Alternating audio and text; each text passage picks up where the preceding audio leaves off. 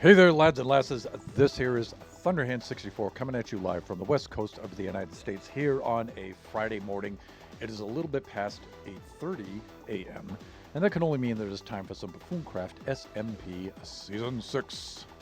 So usually we stream from 11 a.m. to 1 o'clock p.m. on Fridays.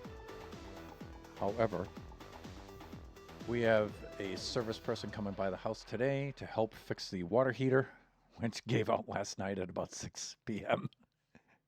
And, it's one of those things like we'll be by anytime from 11 a.m. to 3 in the afternoon. So it's like, okay, let's do the streaming now and let's just get it out of the way.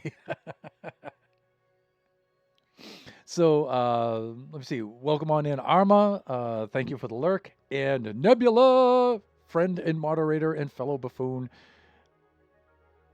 adulting with a water heater. Yeah. Mrs. Thunderhand is furious right now. I don't know why the water heater giving out is like, how is that my fault? I don't understand. But she's angry about it. So walking on eggshells again. 27 years of walking on eggshells. Good God. So yeah, the technician is supposed to come out today. They'll take a look at it and we'll see what's going on with it. So hopefully they'll do that quickly, please, so that we can get some peace in the house again. But it's I understand being upset. It sucks not to have hot water. I get that, but why? you know, it's nobody's fault. It just. I mean, we want hot water too. It's like. But anyways, welcome on in, Sage.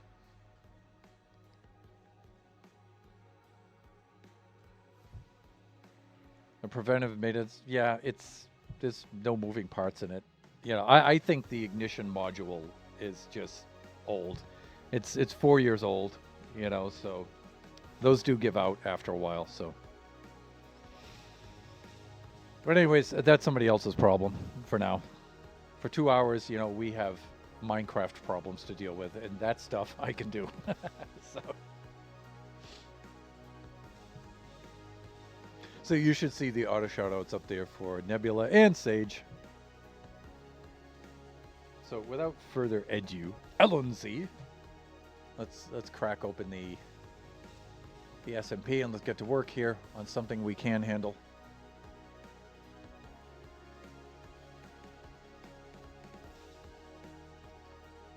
It's funny, the person working the call center is in the Seattle, Washington area. And they looked at my email to send the correspondence. And, the Thunderhand64 at hotmail.com. And the person's like, are you a bass player by any chance? And I'm like, yes, I am. So that guy is a bass player too. And so we spent like the remaining 20 minutes of the service call just talking about bass. It's cool. He's in the Ballard district up there, which is on the other side of the freeway of the University district, where my older son Biggity is right now. So I don't know. When I go up there next year for his graduation, I might drop in. I guess his band's up there. He's an older guy too. He's a year older than me, as a matter of fact. And so his band plays up there. So I don't know. Maybe I'll drop by and see him when I go up there next year for Biggie's graduation. That's gonna be so cool. All right, let's do this.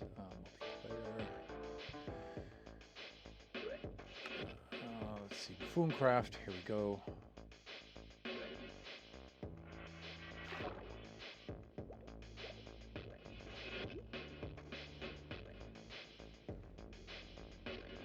And let's switch over the display right there.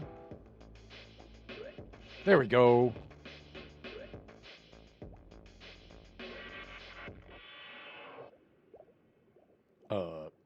Hey there. So, I made some very satisfying progress here. You may recall we lost the schematic for this, and so we had to freehand the rest of the body. And I like how it came out. It looks pretty good. It's satisfying. It's not ideal. I would have liked to have had the schematic, but as far as freehanding it's concerned, which I suck at freehand building, especially organic things in Minecraft. It's my worst nightmare in this game. It really is. But I'm very satisfied with this. My internet is going in and out, so I'll be back later. Aw, okay, Nebs. But I like the way that it came out. I'm assuming the royal we because I certainly did not lose the schematic.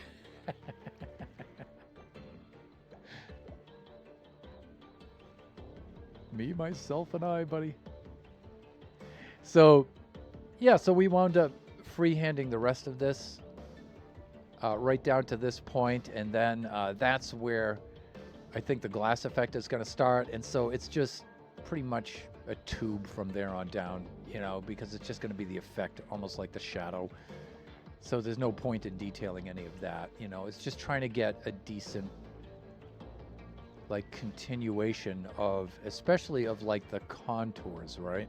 Following the contours down and trying to get a smooth transition down through there.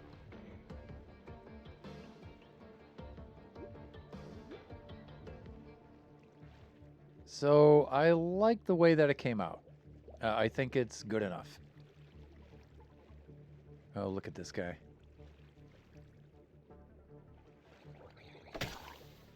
Back of you. He's down. There we go. So this here, I'm not entirely sure what to do next now. I'm down about. Let's take a measurement here.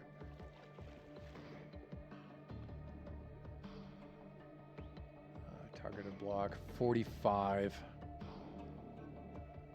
So we have about 25 blocks here.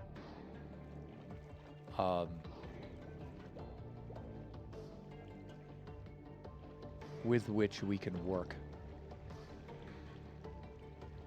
Next season, I will challenge myself to not have any symmetry or straight lines. I need to get better at organic freehand stuff. I'm not going that far with it, but embracing some asymmetry is, yeah, so I hear you. I hear you. And in Minecraft, that's a very hard thing for some people to do. For some people to do.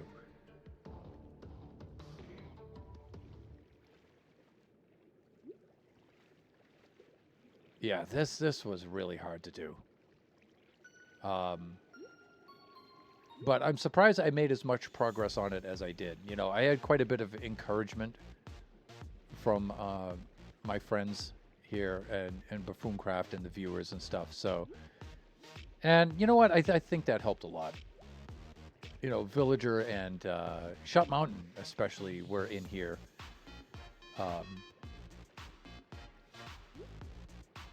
Trying to keep me focused on this and stuff. And, you know, I really think it helped out quite a bit. There's a little bit to do now. We need to swap this stone out for cobblestone now that we have the shapes, which is going to be a tedious thing to do, but at least it's mindless. It's kind of nice. And then we need to maybe continue the fins at least down to here.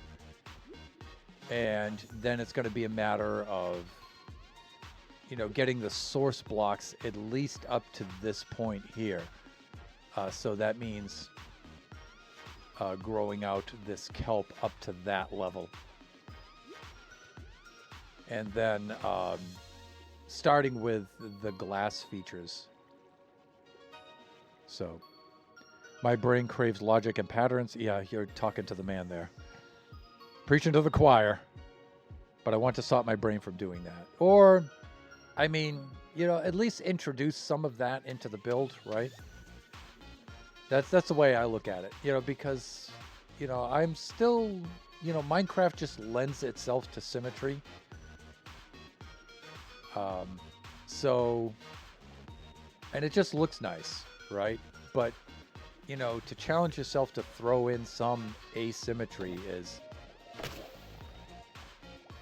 you know, it just makes the builds look better.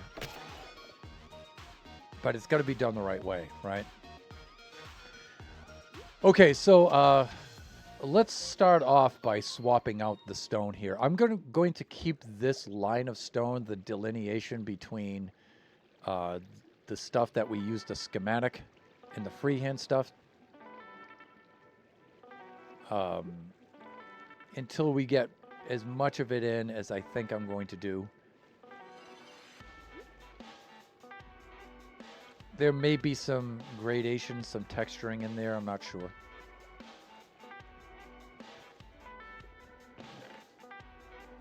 But let's at least do that. We can do some of that today. And let me see, what do I have for a... Okay, cool. Yeah, let's just do this for right now.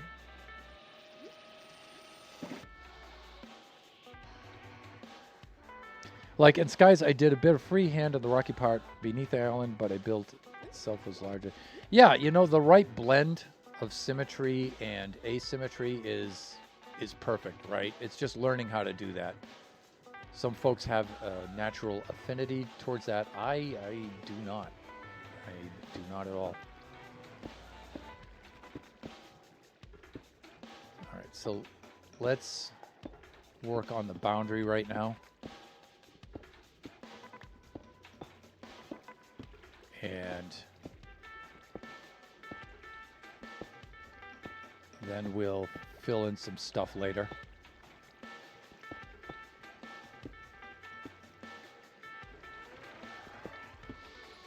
Look.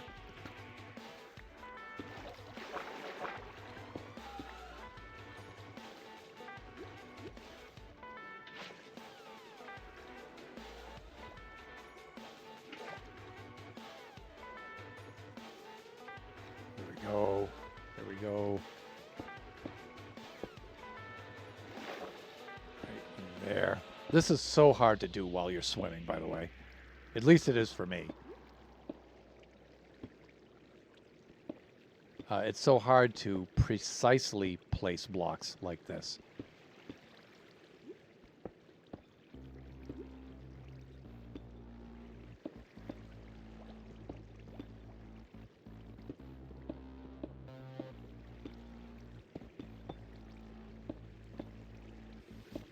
But I'm really looking forward to finishing up this build. I really want to get this done and out of the way. And then maybe I can make the rest of my base look like a base. So when we close the season, it looks like I've actually completed something instead of just left behind some half-built piece of crap, which I'm so sick of doing.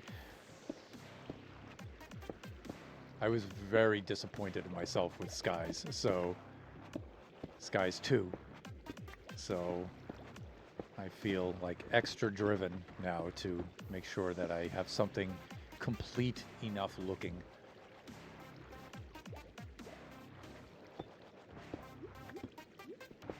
Here, so I'm satisfied with it.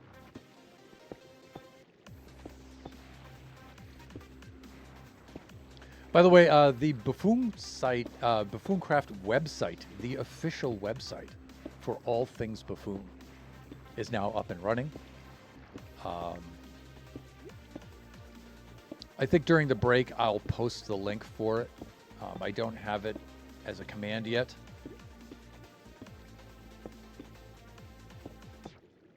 I think I can knock that out during the break. But it is incredibly cool. It's a nice online portal or gateway to Buffooncraft in case you don't have social media or whatnot. It's accessible by everyone from everywhere. And it's a great way to get to know us. It has profiles for each of the buffoons. It has the lore, the history of the server, screenshots of all of the builds,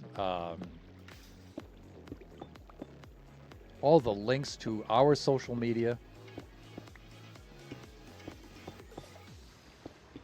Very, very cool.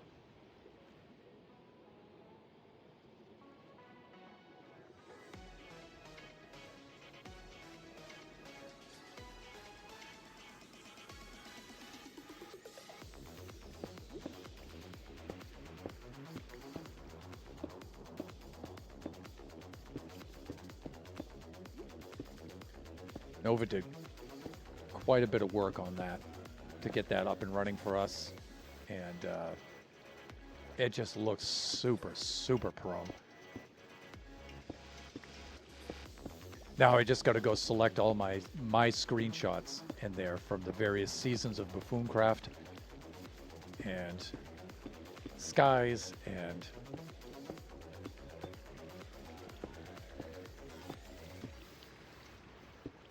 forward them all to Nova so he can put them up on the site.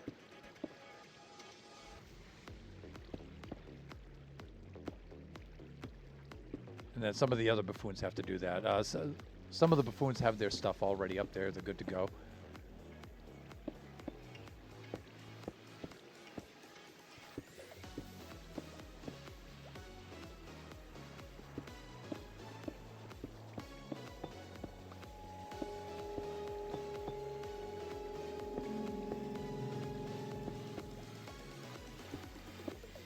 But me, I've been holding off for a little while, you know, focusing on other things, like a broken water heater.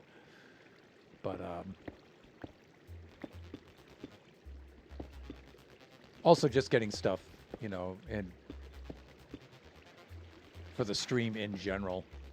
Like I'm behind on the video redeems, so I've got to get those caught up.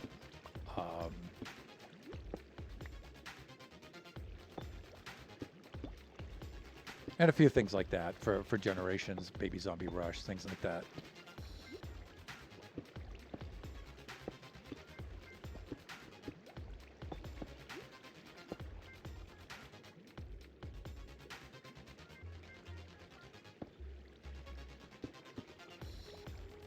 There's Dora. Hey, welcome on in, Dora. You should be able to see the auto shout out up there for Dora Explorer, fellow buffoon.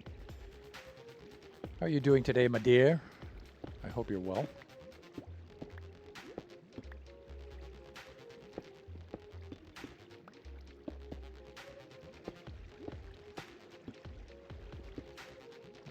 All right, there.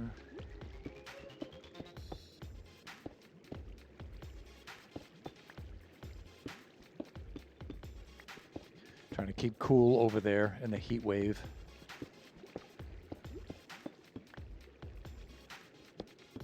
That is currently making everybody in Europe miserable right now.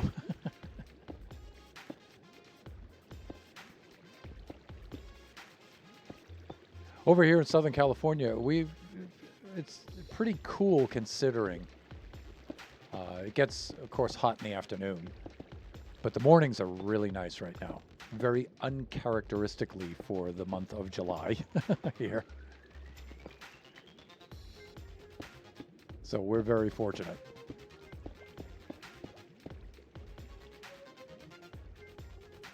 Warm.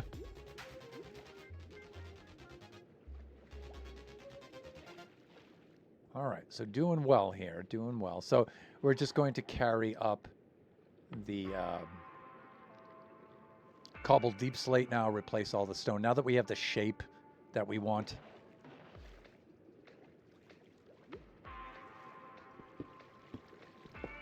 And this is good work for a stream, I think. I like this kind of stuff. I don't have to think hard. The hard thinking part is done with all of that. So now we just got some nice brainless stuff to do.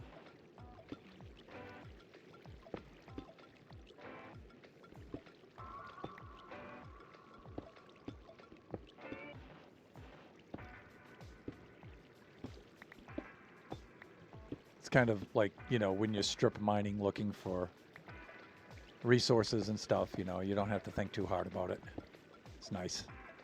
Good stream stuff.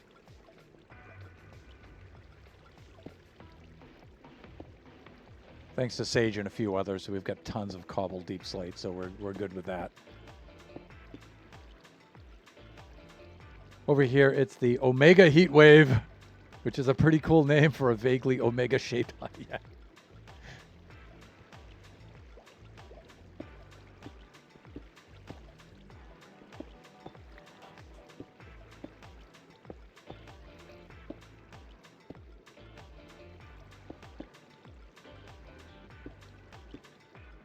It's cool. Like for us right now, it's still pretty cool in the morning. It's going on 9 a.m. right now. Things don't start heating up until between 10 a.m. and noontime. And still, they're not that bad. It's just from like maybe noon to an hour or two after sunset. So noon to maybe 8 p.m. Things are really hot. But, you know, we live in a desert, so it's to be expected.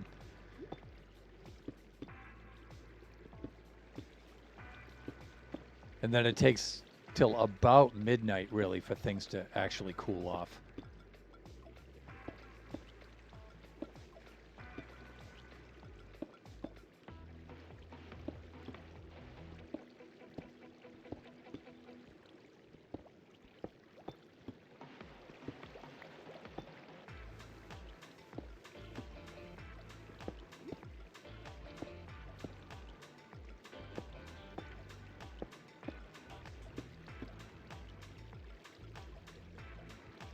Before I moved to Ireland, there was a snowstorm called the Beast from the East. Nice. The weather goes downhill, but the naming is pretty good, yeah. I remember the Beast from the East. That's the week that I flew to Thailand. Oh, nice. Boa Cars. Hey, welcome on in, Bo. You should all see the auto shout out there for fellow Minecrafter extraordinaire streamer, Boa Cars. How you doing, sir?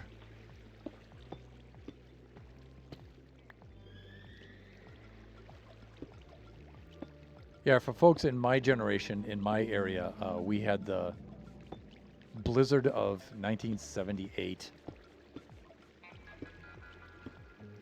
Devastating snowstorm in the Northeast in New England.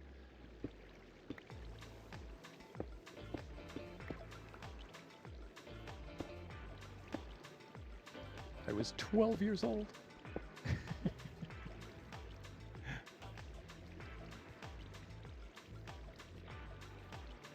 Could have done with a cooler name for it, though, but please, sir, I'm trying to build here. Doing good. Just been on a little hiatus. Sometimes a little hiatus is good. Clear the slate, clear out the cobwebs and stuff. Look at things with a fresh set of eyes. We were concerned with Kachi's viola playing because he's been in Taiwan for a month, a little over a month. But actually, his break from that actually did him quite a bit of good. He's actually playing very, very well right now. So sometimes you need a little bit of a hiatus. Sometimes you need that. See, terrible name, Blizzard of 1978. Way too factual, yeah. I remember two blizzards, 83-ish and 93-ish. Amarillo, Texas in 83, Atlanta, Georgia in 93. Yeah, I remember that, actually. My CV has a chunk of time called sabbatical.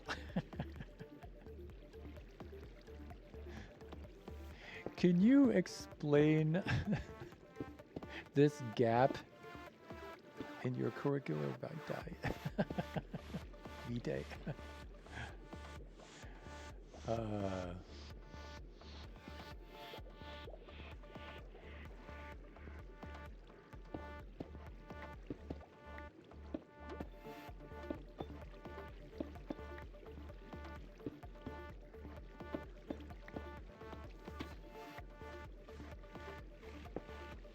Yeah, it's very nice to know that I'll never do a job interview ever again. That's nice.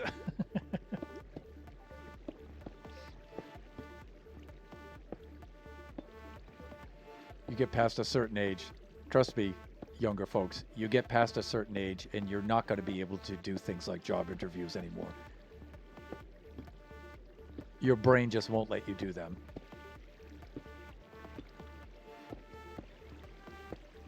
Groveling and bootlicking and stuff is just not gonna... Yeah, you're not gonna be able to do that anymore.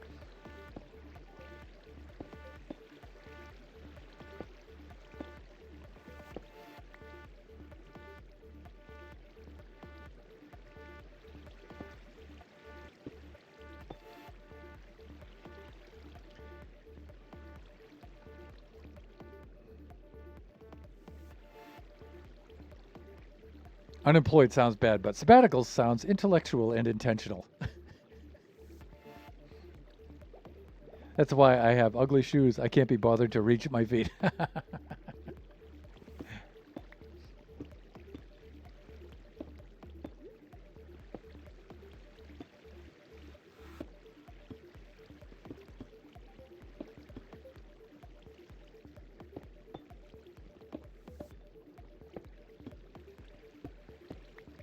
Yeah, younger folks, please get your finances in order, because when you're older, you're not going to be able to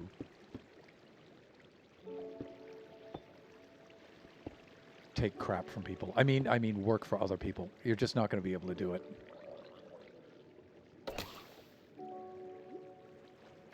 Your brain will not let you do that.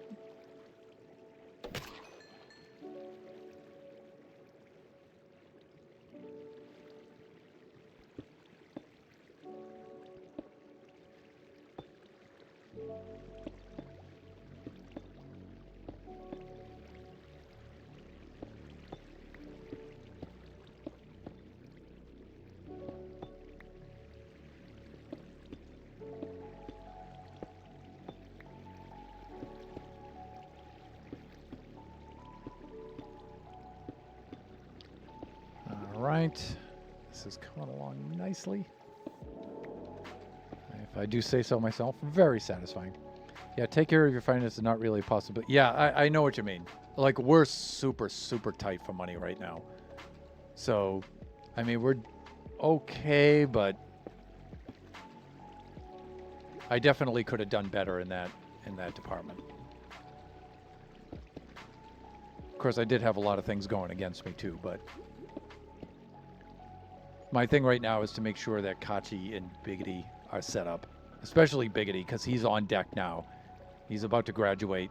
This is his last year at university, but he's doing awesome. So I'm just trying to make sure he prioritizes his Roth IRA and stuff like that and gets his initial principal in there as soon as possible. So when he's in his 50s and stuff and he just can't tolerate people anymore, he can retire comfortably. Yeah, I'm trying to work on that with him right now. Because, you know, that's not really a wealth thing. That's just a time thing. If you, at least here in the United States, still, if you get started early enough, you can do it. You can do it.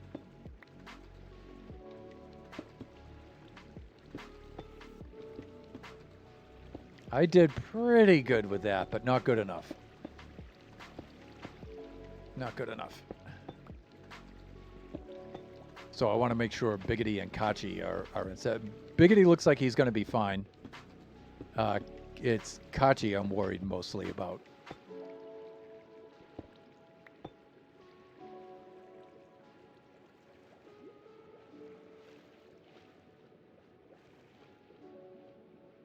Okay, we're getting there. We're getting there. Kelp. Please. All right. Okay, yeah, this is nice kind of work for a stream, like I said. Just mindless block placing. You don't have to think too hard about it. Just follow the shape.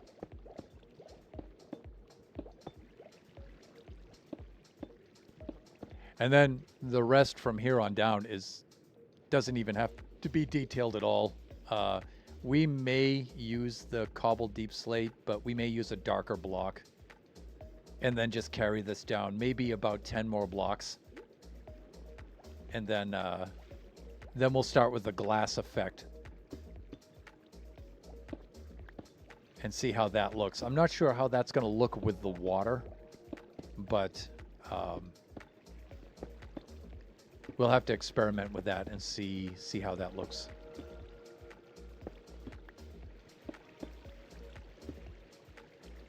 But I'm very satisfied that we were able to get, you know, a satisfying freehand continuation of this fairly fast. So not perfect, but it's satisfying enough. I'm good with it.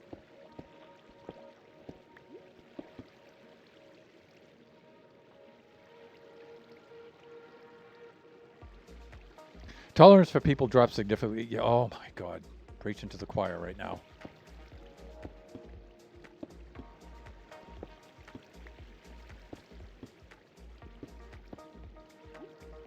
Ireland has officially become the European country where the highest rent. Yeah.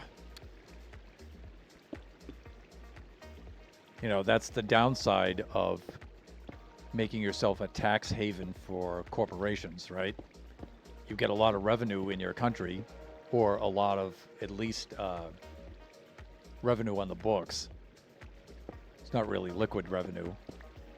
And you get jobs, but suddenly there's no place to live.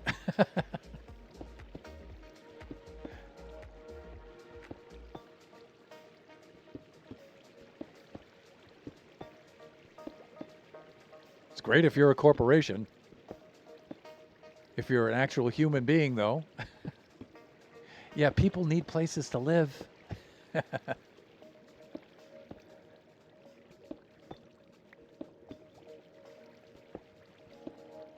Shocking but true.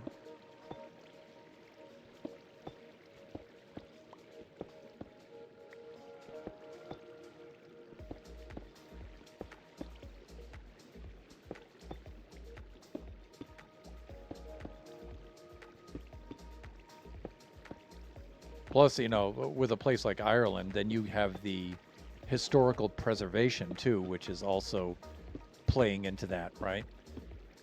So it's like, hey, let's just go over to here, this place, and we'll develop a residential zone over there. And it's like, well, no, all of that's historical. Those are historical structures and properties and historical landmarks and stuff. We can't just go rip up all of that stuff. So just drives the prices up even further.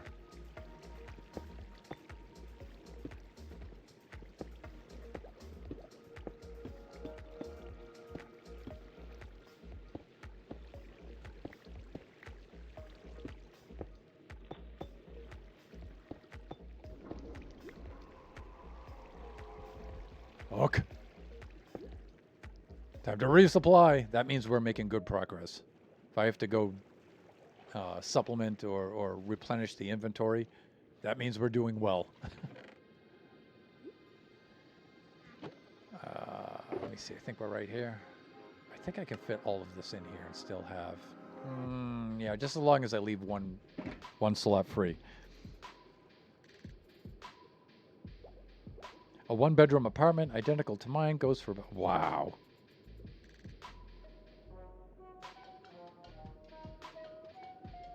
Wow. Yeah, that's the kind of prices you get here. Waylander Tone! Welcome on in, Tone. Y'all should be able to see the auto shout-out up there for Tone.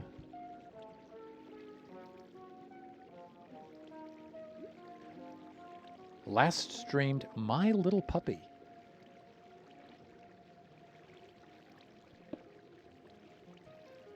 What the shall go?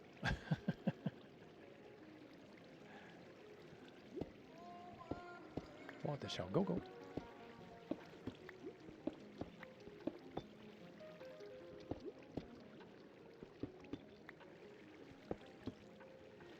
That's cool. We've got a lot of fun stuff coming up.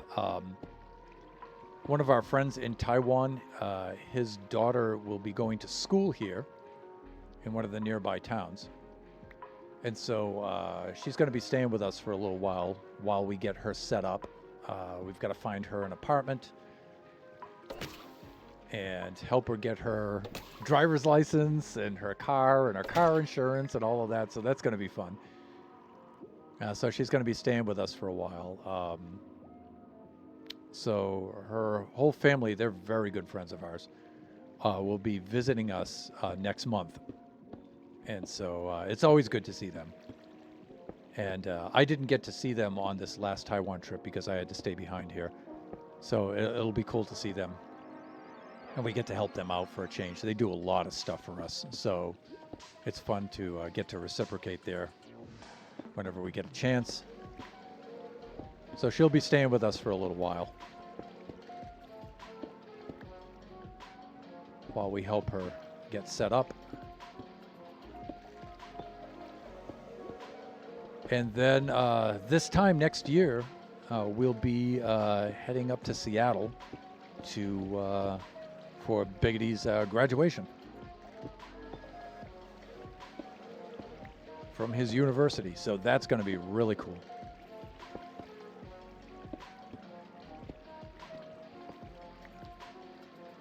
And so his girlfriend's family will be up there because she's at a nearby college up there. And so we'll be renting out the Airbnb up there for a couple of days, for a day or two.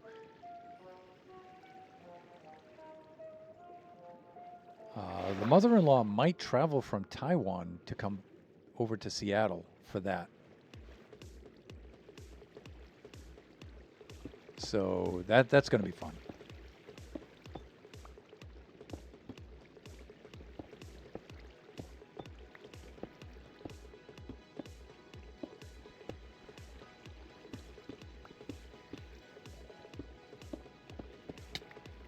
Fuck, really?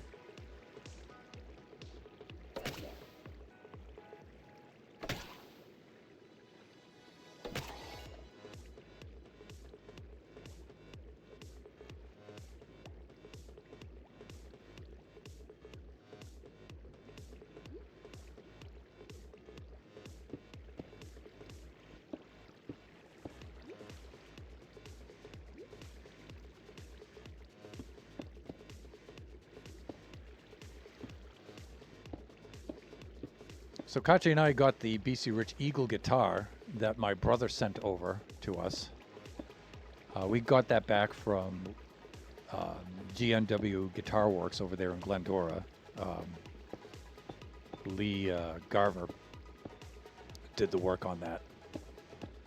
The legend himself.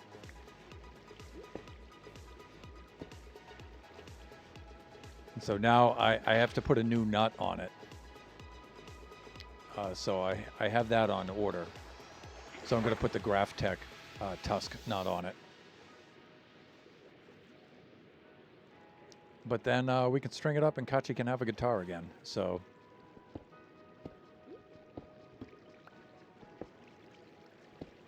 that's the BC Rich Eagle guitar. So I have the BC Rich Eagle bass, the 1979. That's Iller. And then Illerine is the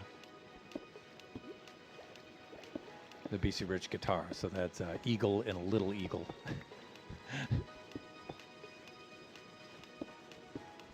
But as I mentioned in other streams, those two instruments have a lot of history together. The BC Rich Eagle guitar was my father's guitar. I got the Eagle bass first, and then he got the Eagle guitar to match it. And so we played those on stage together a lot. And then he passed that to my brother, because my brother's an exceptional guitar player. And then I was in a band with my brother for a couple of years. And so we played those together on stage as well.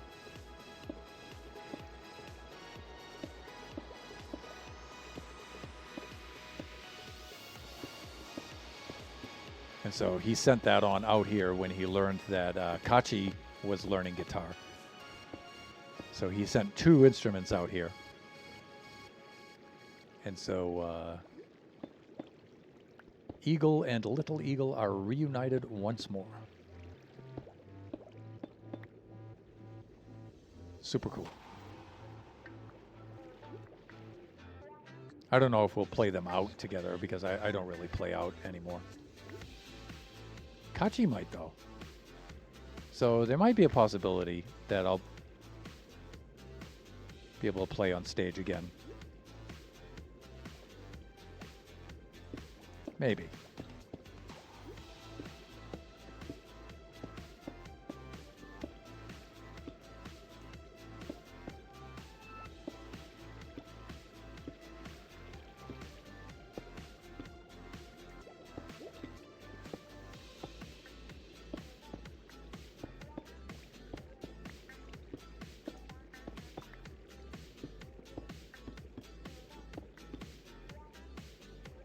Okay, we're cranking right along here. How am I doing for time? 9:16. Okay, I'm good.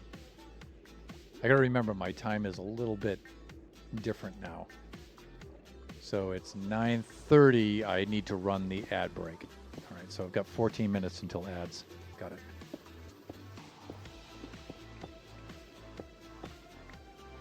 Then let me see. I know nothing about guitar, but those sound like good words, so nice job.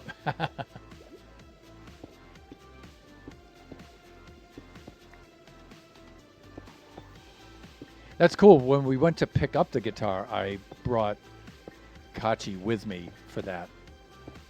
And so Kachi got to meet Lee and stuff. And yeah, that was cool.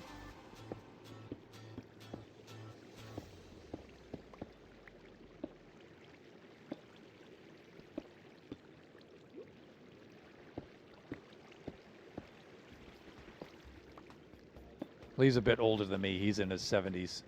But it's cool to hear his stories. You know, because he's a pretty big deal around here. He denies it, but he is. And so it's cool to hear his stories about, you know, like the LA music scene back in the 80s.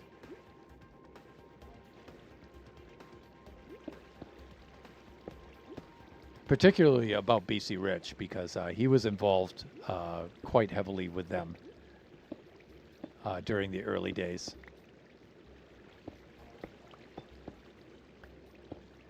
That's why I brought Illarine over there, because he's the dude when it comes to working on those vintage BC Riches. He's the guy. He and Neil Mosier. Neil Mosier worked more directly with Bernie Rico himself. So Neil Mosier is up in Simi Valley, I think. I've yet to meet him. I haven't met him yet, but he did. He's probably more notable for the electronics in those guitars.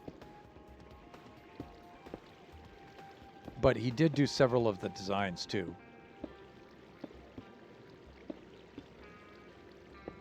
I wouldn't say several, but he did a few of them. Of the body designs, the body shapes and stuff.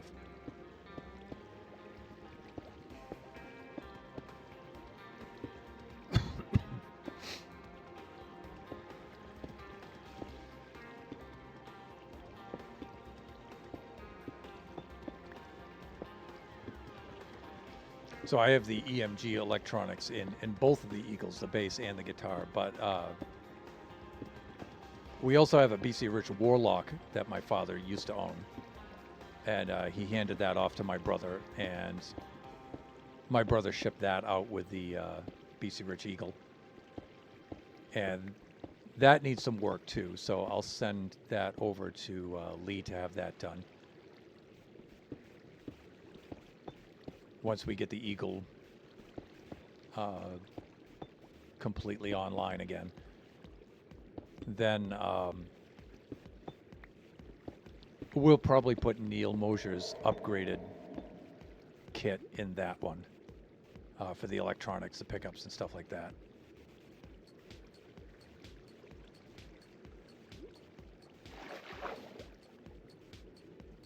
Please, hands. Yeah, okay. Cobble deep slate in the offhand. Okay. All right, let's pull back. Let's take a look here. All right, we're getting there. I'll leave one line of stone as like a boundary marker there until I'm completely done with it, and then I'll remove it. I just want to be 100% sure to keep these two parts different, separate from each other, because this is known to be good.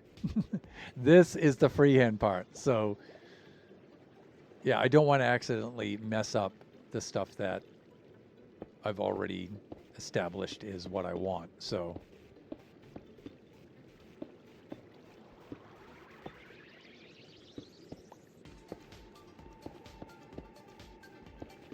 I am kind of keeping them separate until the last possible moment.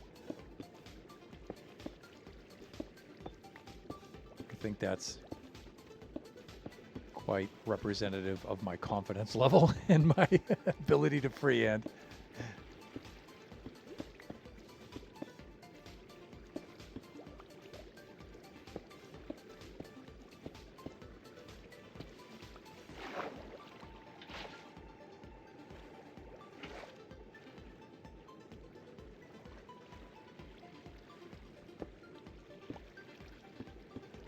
So we shall. Oh, really? We shall dispatch of this tiny terror. Or try to. Hey, what's going on?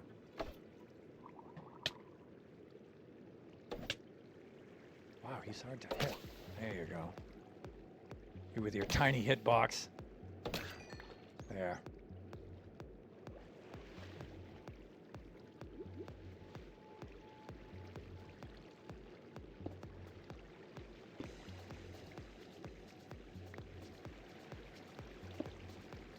That little so-and-so just completely derailed my train of thought.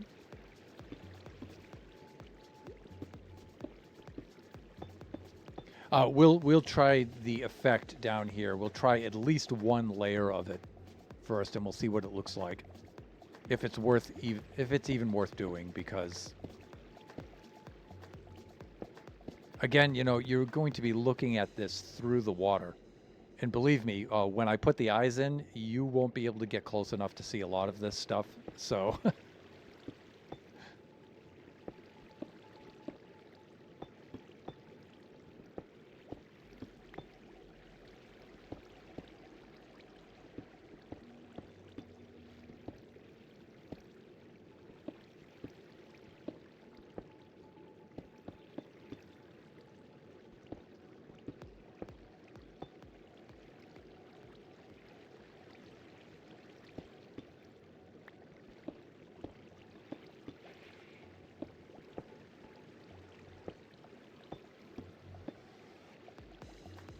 here we go. Now, this is a little bit tedious, but like I said, you know, at least I get to shut the brain off for a little while and I don't have to struggle. Which is always welcome. Anytime where I don't have to use the brain nowadays.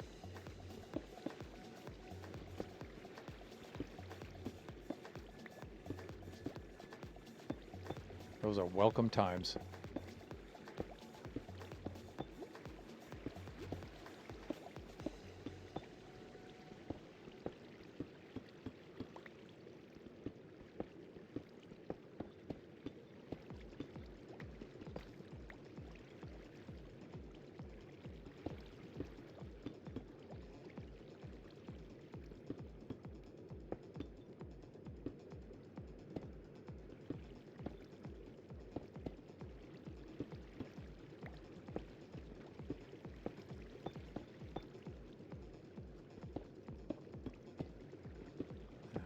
Okay. Rounding out this edge right here.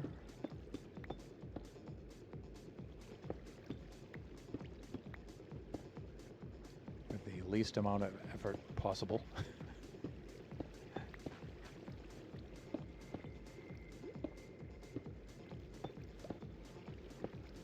Trying to see if I can finish at least this one loop before the ad break. Please, with the... There. Just go in the... All right. Good. back. Let's have a look.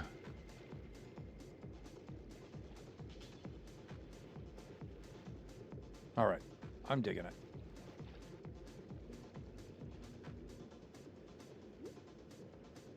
Is that dolphin suffocating himself?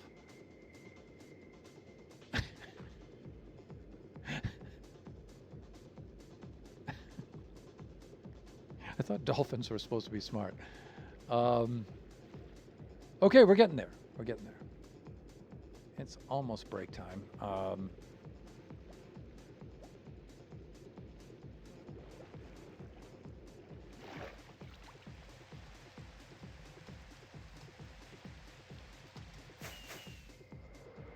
Let's dispel the rainy night.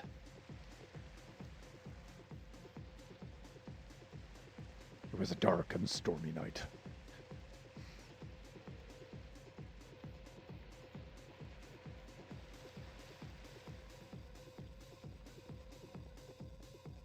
Gaston! Hey there, buddy. Yeah, now we'll have some texturing down the side here with some lighting, so you'll get a little contrast between the body and the surrounding area. So it'll pop out a little bit more, but even with that, you won't really see that much. There might be some more lighting effects to help give a little bit of contrast. But even with the... Hold on a sec. This, before we cut for our ad break. Video settings, let's go over here. Let's enable our shaders.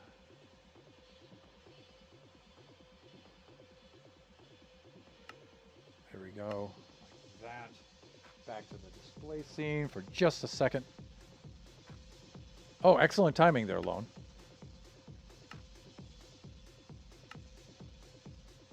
So you can see, even with the shaders, you know, the reflective property of the water, you're not going to be able to see the body down underneath there.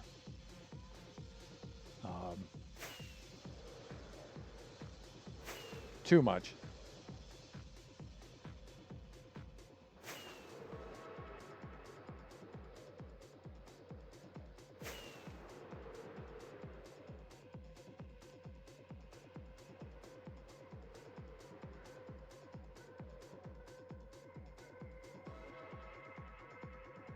Maybe when the sun's directly overhead.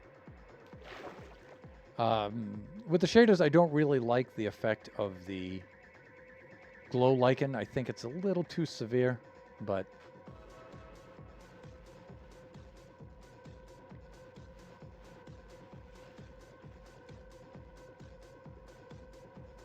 looks pretty cool.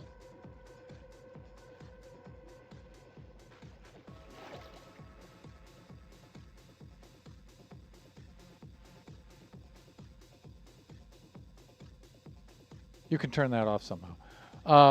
So by that, I mean you can keep the shaders on, but just turn off the glow lichen effect. Probably, right?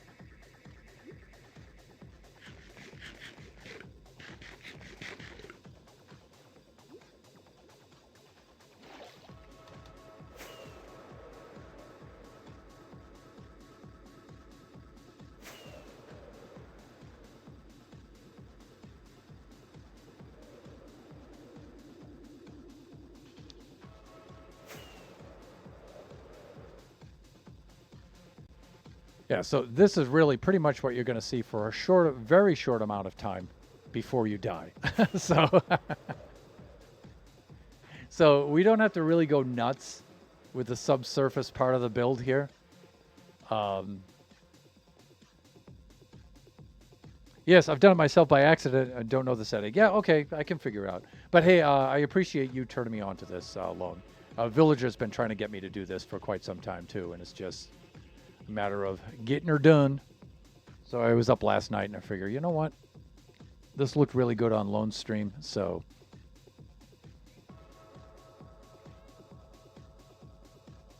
I figured it was about time.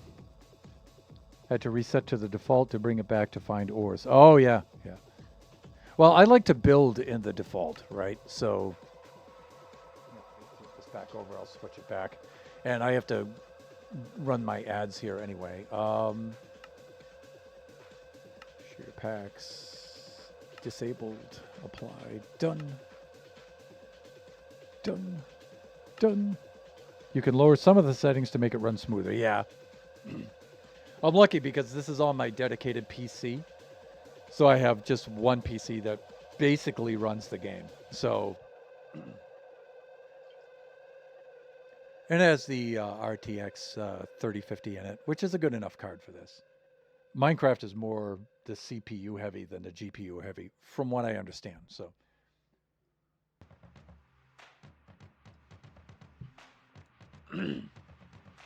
okay. I am going to run ads for about 3 minutes, after which we will be right back.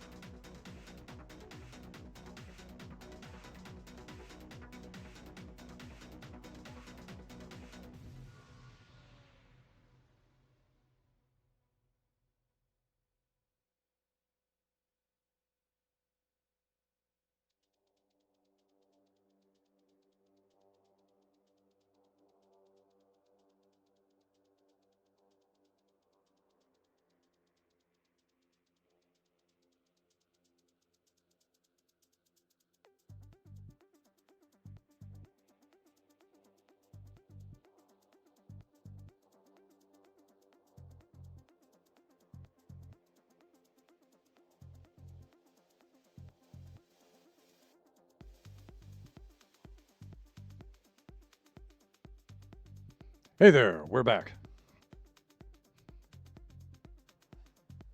Alrighty. Switch back over to the display scene. There we are. And it is nighttime on the server, or is it? It's at least nighttime there. On the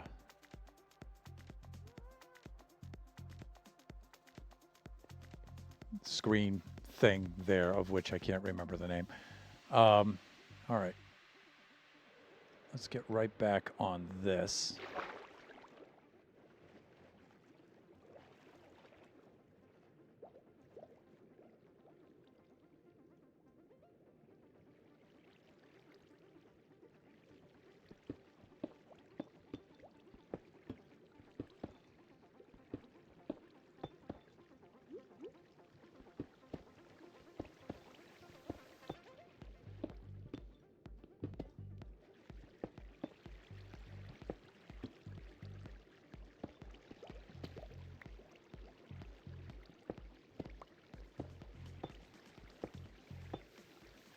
This month is also Kachi's birthday.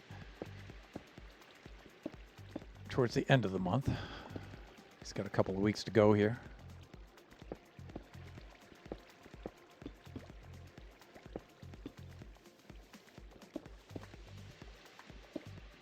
That means 6 months from now, here in the United States, he's eligible for his learner's permit for his license.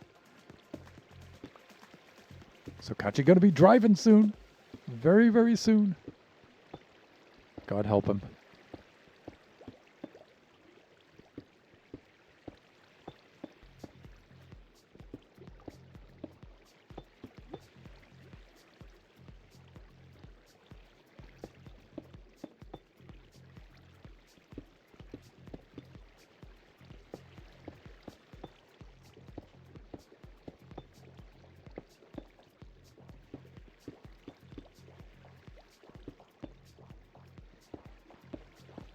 Kachi says he wants to stream Kachi Time on Sunday, so we'll see what's happening. Right now, he's big into a mod of Half-Life 1 called Black Mesa, where they've basically taken Half-Life 1 and up... Oh, why can't I do this? Please. That goes there. Now just stay there, please. Where they've taken Half-Life 1 and sort of updated it, but tried to keep the feel and the look of Half-Life 1 and just update the textures a little bit better with the gameplay and stuff. And it's really, really cool. It's like what a large group of us pictured Half-Life 2 would be.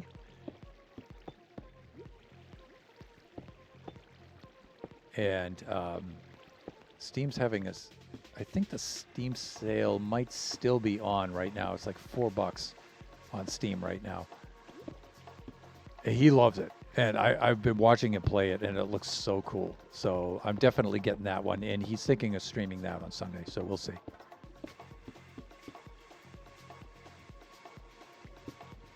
Again, if he's not up to streaming, then I'll stream either Buffooncraft or Generations.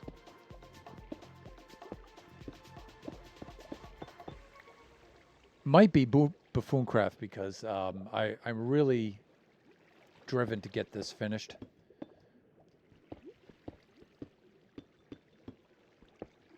And let me reset the playlist here.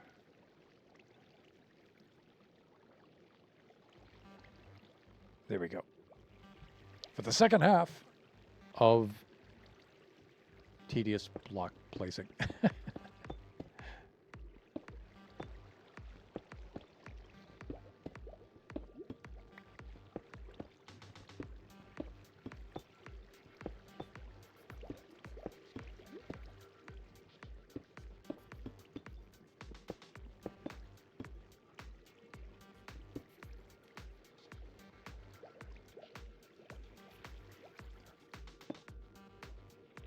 Cool. We're definitely getting there. We're getting there. Now the hope is, you know, other than the line of demarcation here, when we get to this point, it'll look like a nice contiguous build instead of this part and that part. Hopefully the two areas will flow together really well. I think they will. I think we nailed it to the best of our ability with this kind of thing.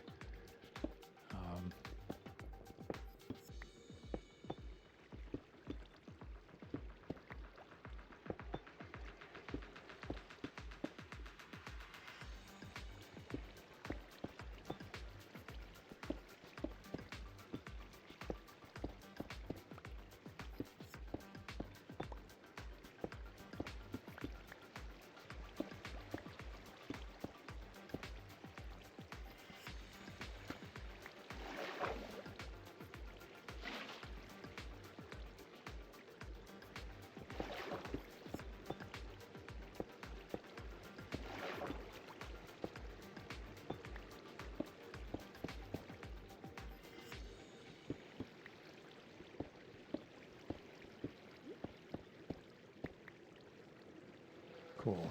All right, here we go.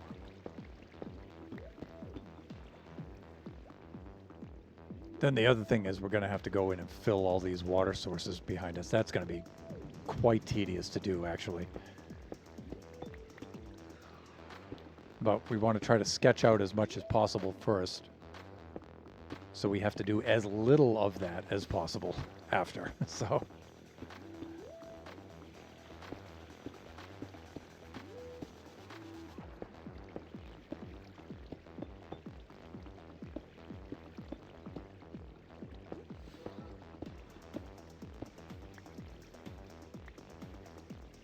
Come on, come on.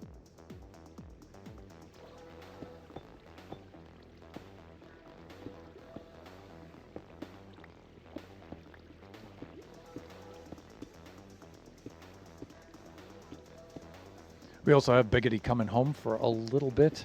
He's going to make a very brief visit at the end of, towards the end of this month. That guy's been doing a lot of traveling this year. So he'll come back home here to SoCal for about 3 days, head back up to Seattle to finish up his internship, and moving into his last apartment up there.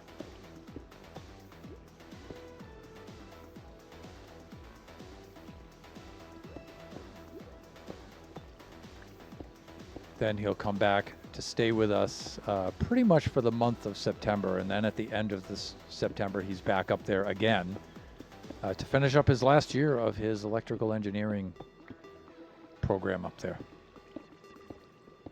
Right now he's working at an working in an internship at a local company there in Seattle. They specialize in security systems. And so he has a paid internship for the summertime there.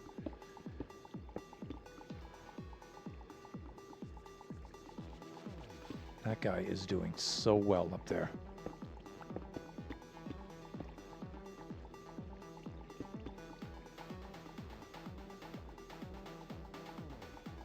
All right, really cool here, really cool.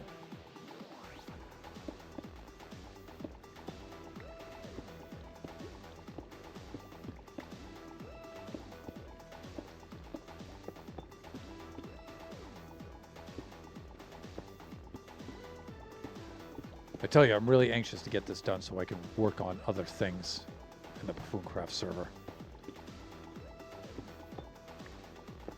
I mean, it's fun to take breaks on things and stuff, but I really just want to finish things and then move on to other things. I don't want to take breaks anymore.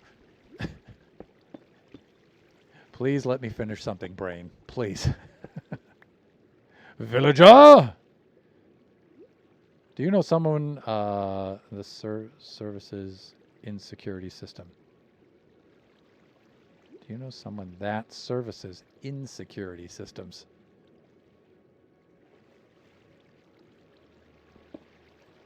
No. Humans insecurities, I'm through with that.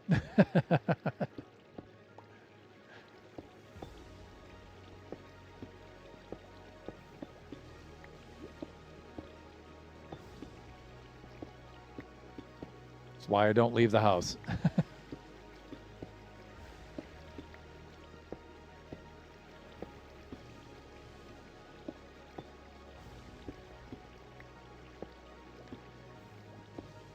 What's up today, villager?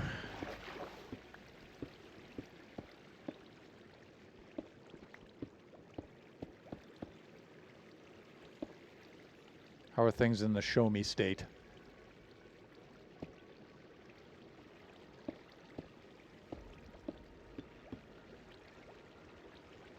You all should see the auto shout out up there for the one and only flying villager. Spiciest buffoon. Not much, really. The most eventful thing that's happened this week is washing the dog and finally getting the van's brakes fixed. Ah, yeah, I hear you. I just had to do the ABS module in our old van. I think I spoke a little bit about that on the stream. That sucked, but we were able to get it done, so.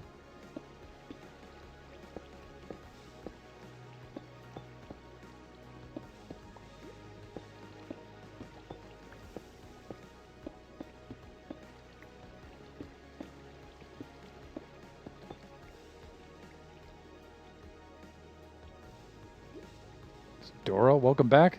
Oh, I guess I got a $50 20-gallon air compressor. Oh, nice. Okay. Yeah, it's nice to have, like, it's one of those smaller, like, job site ones, right? Like handheld ones. Yeah, those are good to have. You know, I used to have one back in New Hampshire. I really liked it. The thing is getting one that has enough CFM, right? So it can run decently. Because most of those small ones, you know, you can't get enough continuous pressure from them. So you have to work in bursts, right? But the one I had in New Hampshire was really, really cool. It had like 3 mini tanks to it, right? And you could just carry it around in your hand and stuff. It was cool. Like I said, it had enough CFM where it was handy enough you could use it for a lot of things.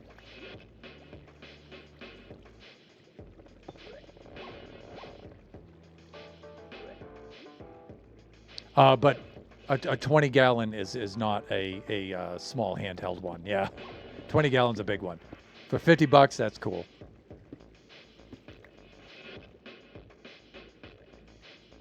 It's on wheels and large enough to do some spray paint. Yeah.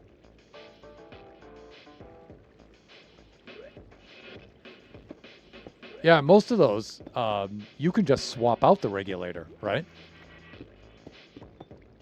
You just get a used regulator on eBay and stuff, as long as it's compatible, right?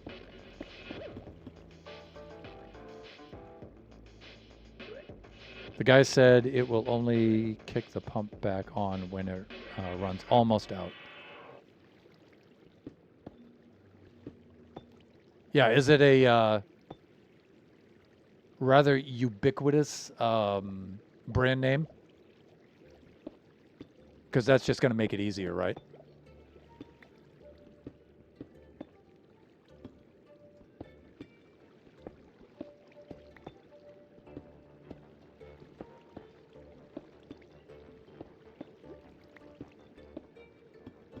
You know, the made in China knockoff ones, they're good enough. They run well and everything. It's just they'll only make like a batch of them, a certain run of them, and then they stop. And so if you need parts for it and stuff, you're screwed, right? They don't make them anymore. So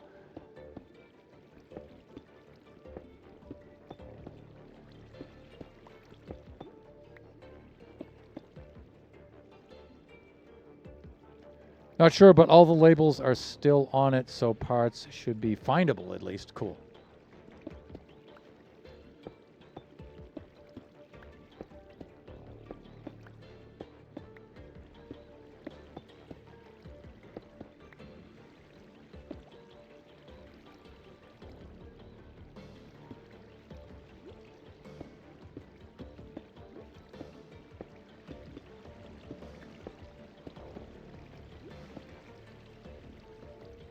I'm hoping I can buy a more universal regulator module and replace it that way if it's not. Yeah, it's just going to be easier to find, right? Because that's what usually goes on those.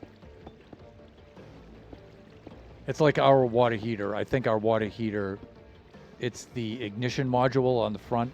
That's the part that wears out the most. Luckily, it's a very common brand name, so it's just a matter of getting somebody over here. But at least the parts aren't like super exotic. They're pretty easy to find. And it's under warranty for 6 years, but the parts are, but the labor isn't. That's what sucks.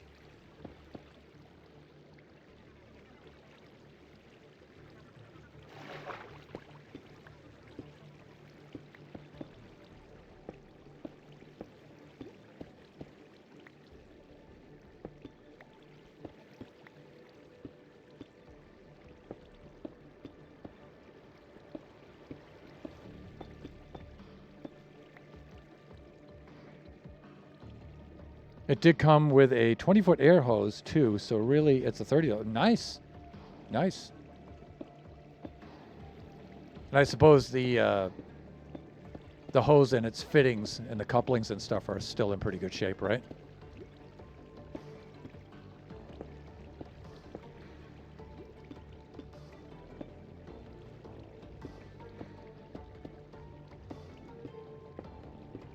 Compressor is just one of those pieces of equipment that's like so frickin' handy.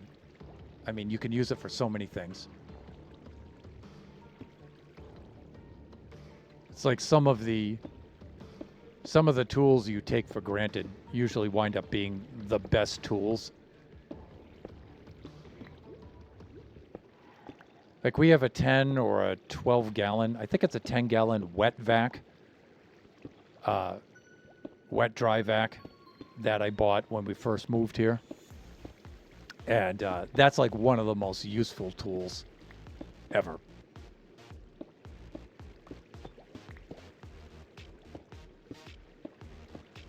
I've had that thing for over 20 years now, and that has paid for itself so many times over. The only thing is I need a smaller version of it that's handheld, that I can just like walk around the house with, because being California, we have those super high ceilings. Well, they have those in the South too, right? So, and you know, regular vacuums, you know, to get cobwebs out and stuff, the regular vacuums are not as handy for that. So it's nice to just to have the wet vac. It's not wet up there, but it's just the filtration system and stuff is just really easy to use. And the suction power is really strong on it, right? So then you can just do the fixture extension on it and just walk around the house and just very, very quickly just clean things up really fast.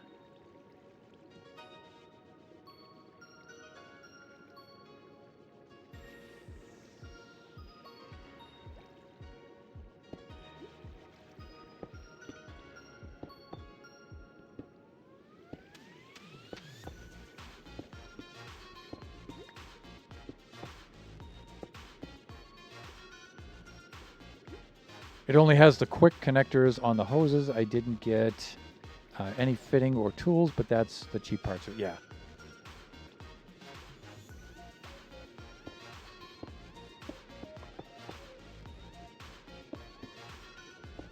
And it's cool, you know, if you're going to get the air compressor tools, like the socket driver and things like that, you know, if you're really only just doing maintenance there at your house, you know, you only need a few of those tools and their fittings, right? You need an impact driver, some things like that, you know, just one or two of them. You don't need like a whole gamut of tools, but you want that mostly for painting, right?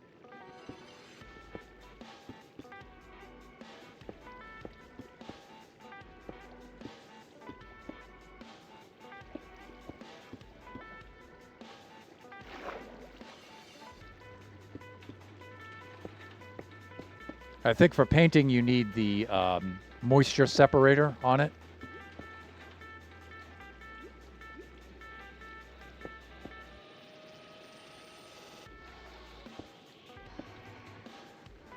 But that usually is like part of the regulator. And not always, but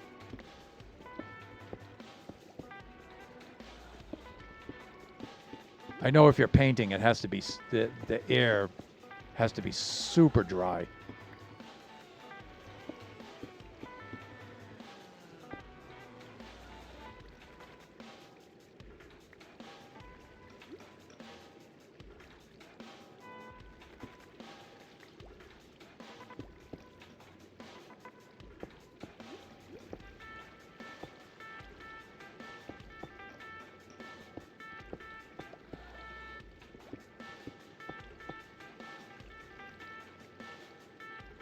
Just anything really painting, sanding, impact gun, yeah.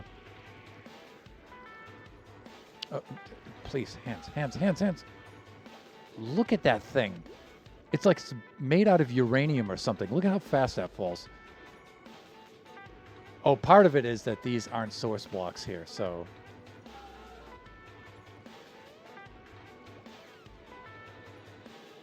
All right, where did I leave off? Right here, I think. Sun.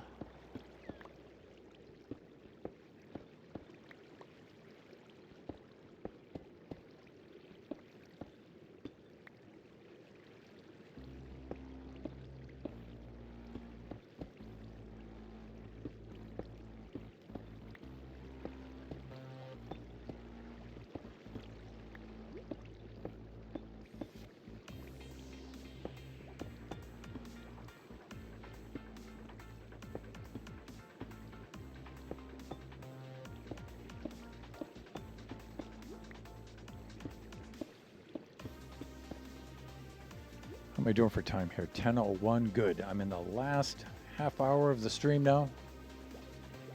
Again, we had to stream a little bit earlier today. We have service folk coming over to the house to work on the water heater. So I need to stream quick and get this done before they get here. But it's cool. I think we're going to get quite a bit of this finished.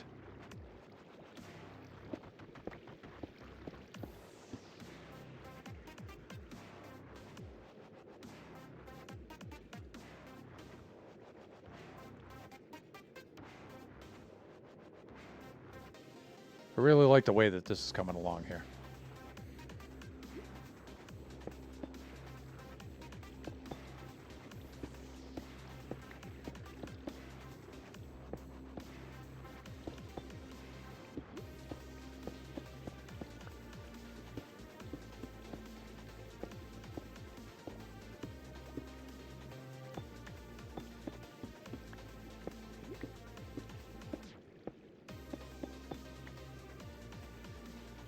Yeah, we're going to have to resupply here.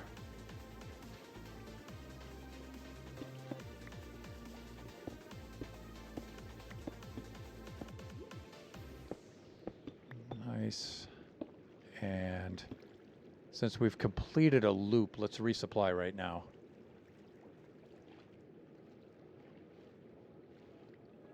And again, I'm going to leave one band of stone around here just to separate.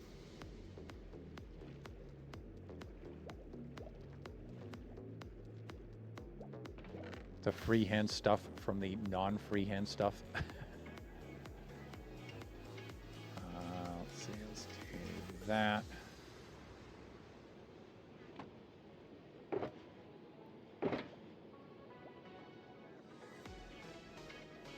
Let's pull out a little bit, leave a couple of inventory spaces open.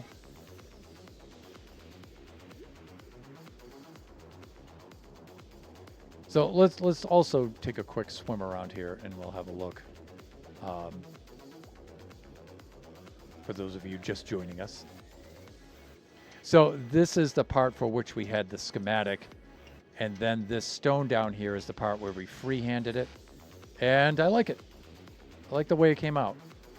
I think we did a decent job in getting the contours to kind of flow together. as well as we could anyway by eye. And it does look like one contiguous build, so that's a good thing. I think it looks enough like that.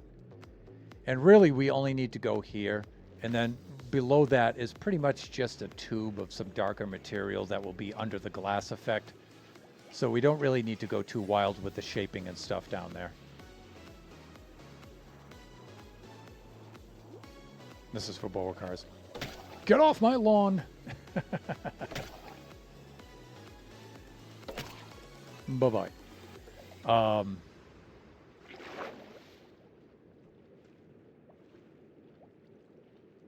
Yeah, so we might carry this tube shape down about maybe 10 more blocks, and I think that's about it.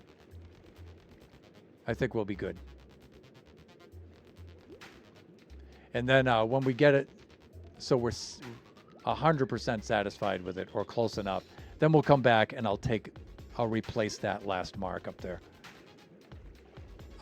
This last layer.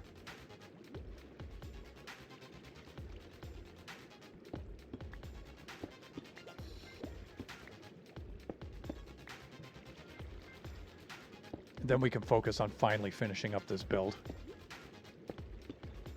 I want to finish this in the worst way. I really do.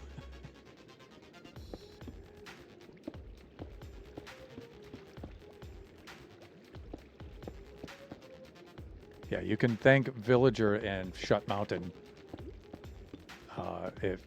if you like the end result of this, because I tell you, when I found out that I lost the schematic for this, I was seriously considering TNTing this entire thing.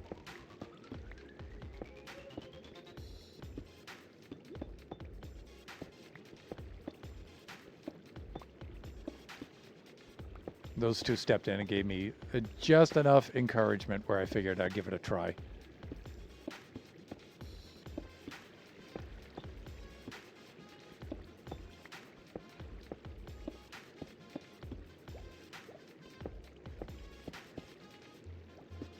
But also, it was that and Nova's website that he had built for us too. He would like us to have screenshots of our builds on there and stuff. And so it's like, you know, my idea for this was a really cool idea. And so I figured, all right, well, let's not scrap it. Let's try to carry it forward. It's just too funny not to do it, so. How did you lose a schematic? It was on a thumb drive. And thumb drives being flash memory. I traveled to Taiwan last year, and I had it unpowered for about maybe almost a month. And it lost those files. And I had forgotten that those were newer files I had made since my backup, since my last backup. And so I recovered some files off of that. I paid a recovery service, but I wasn't able to get those ones back.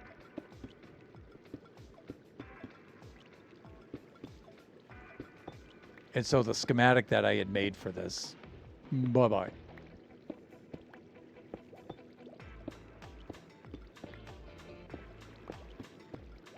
Because the way I went about building it was I built to this layer, right? To the rim of the hole here. And then I was, you know, I hadn't decided if I was going to build down into the hole or do some kind of effect. I hadn't really decided that yet. And so I stopped right about here. And then when I went to continue it, I went looking for that schematic. And I'm usually very, very good with organizing and backing up my files. And so I was wondering what the heck was going on. where are those files? They're not in the place where they should be. And then I remembered, oh yeah, I lost that flash drive last summer.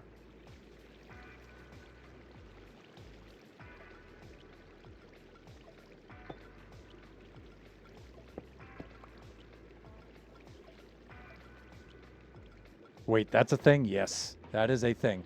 If you leave flash memory unpowered for a long period of time, yeah, it's not good for long-term storage. It's not.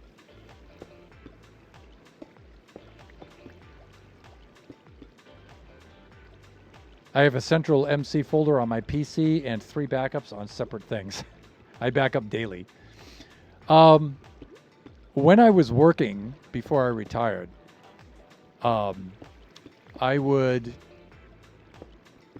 back up about every 3 months.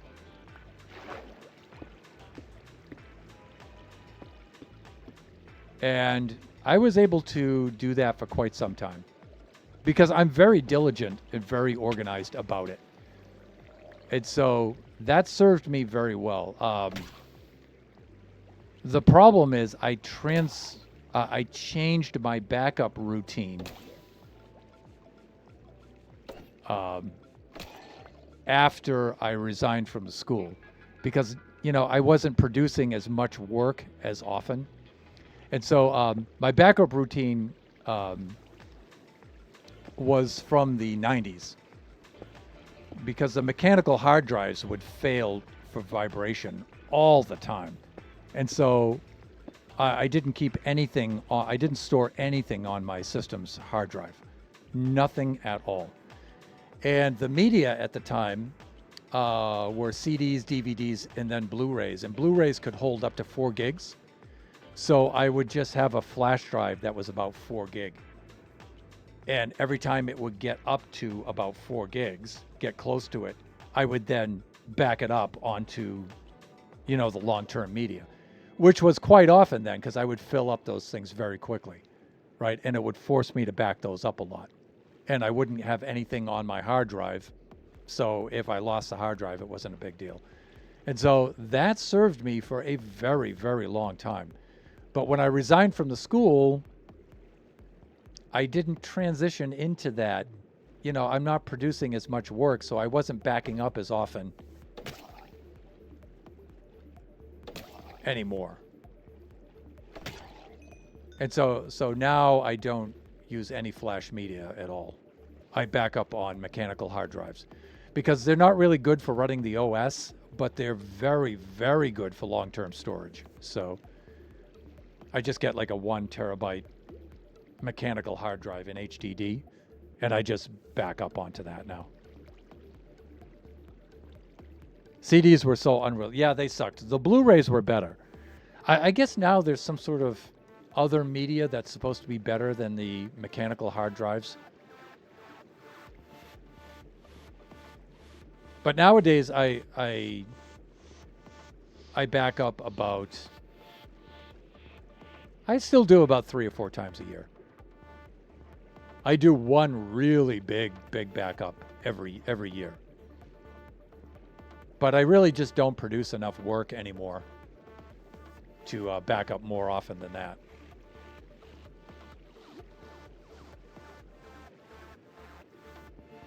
How am I doing for time here? 10:13. I have 17 minutes left of the stream. Okay, so I'm looking at this now. And let's get some aerial views of this.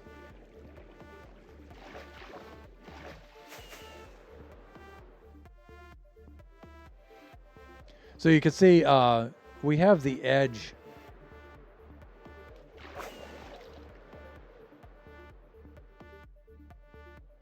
highlighted here with the glow lichen, but there'll be a little bit more of that. We have the inner edge. Let's get up here, then I'll replenish my rockets.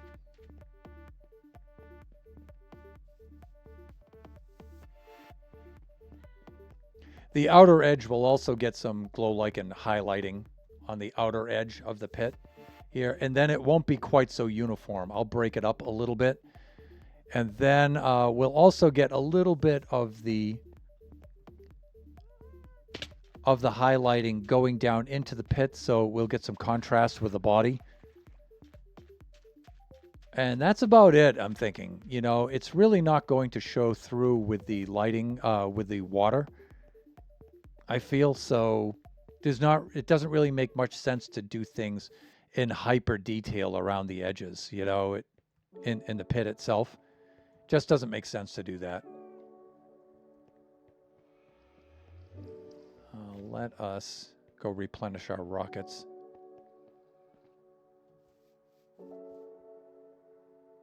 I return. If you need more glow lichen, I have a farm. Yeah, thanks.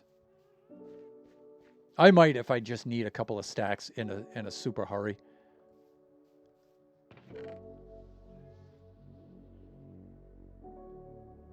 No. Yes, right there.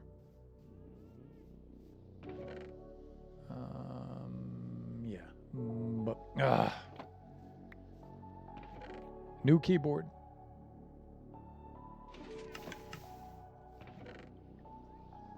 There we go. Let us... please, with the hands. Box O rockets. There we go. That's what I'd be looking for right there. And we'll do maybe that. And maybe that. That's good. Just like that. Okay.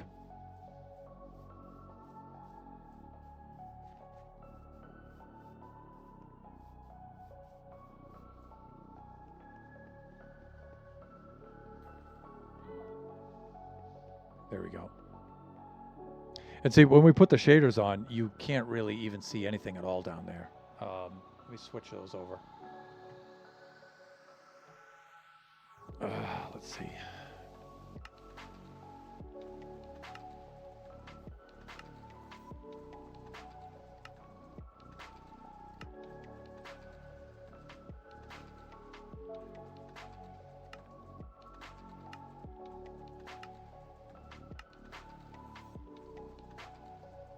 There we go. Because of the reflective properties of the water, you really don't even get to see down in there. Yeah, you can see a little bit if you're directly above it.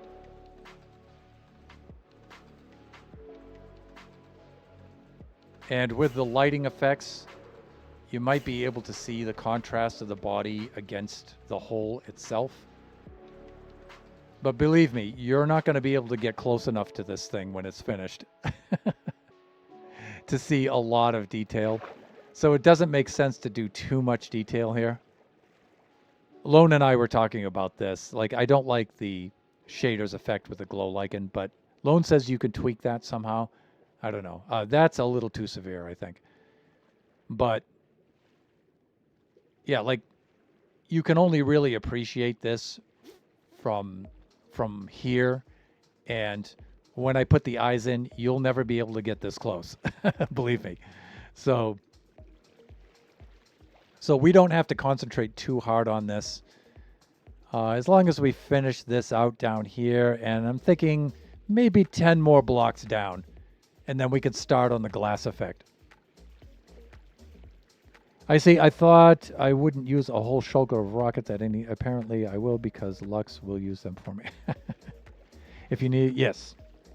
Yes, Lone. Glue lichen. But you can see, you're really not going to be able to see too much of this down here. Especially with the shaders on. What you will be able to see is you'll be able to get about maybe this close, and then you're going to see a death screen. So you won't even get time really to look down here too much, right? So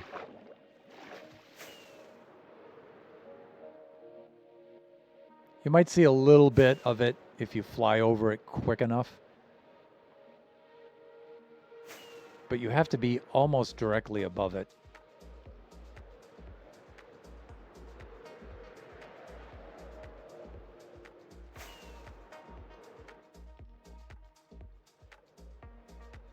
I suppose we should do like a thumbnail here. See if we can get like a season 5 thumbnail. Some of the thumbnails we used to do in season 5, like we would start flying like this and have our build in the background. Kind of like that.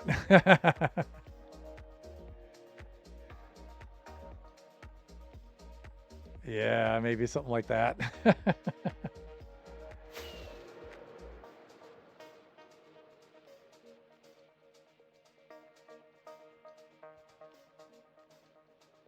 Look at OBG's place, man. That's so nice. He says he's making a comeback, so we might be able to see him soon. Then you got that absolute maniac's place over there. Look.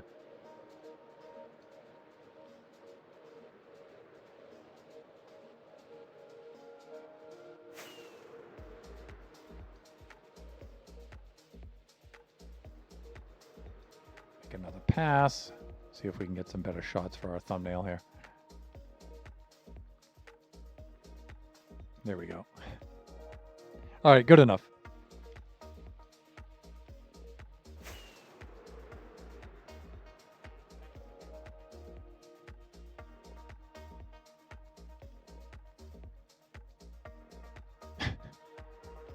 Lux.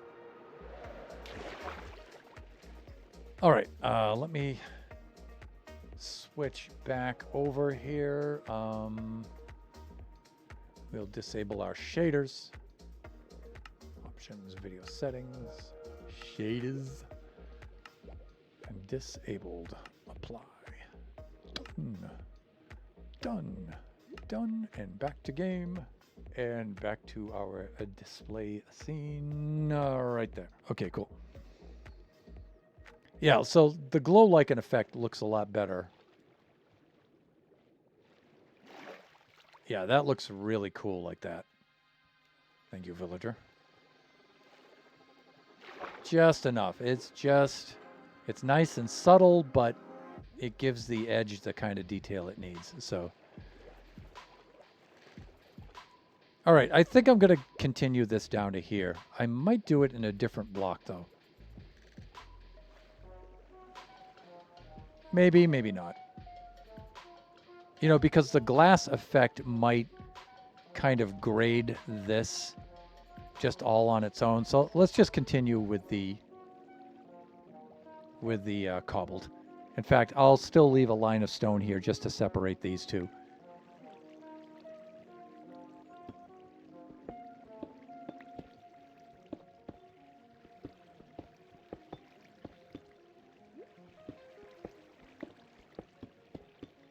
And then I think we're done sketching out with stone after this. I think anything we have to do is just carry this tube shape down through the glass.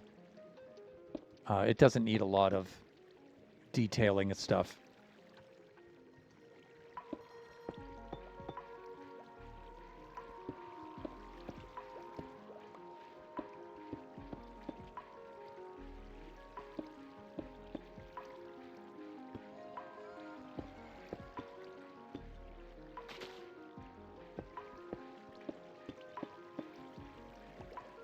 Then we can call it a stream.